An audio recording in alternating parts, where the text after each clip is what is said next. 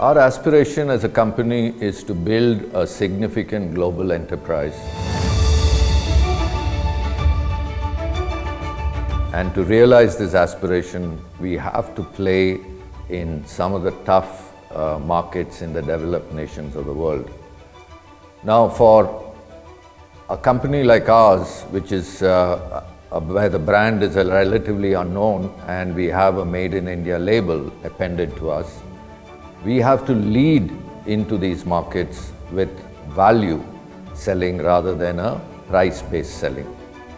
Now, value in this context is about providing benefits to the customers from a life cycle cost perspective, as well as providing a product which has got just outstanding levels of quality. This is, we consider, as table stakes in building the competitive advantage for our company.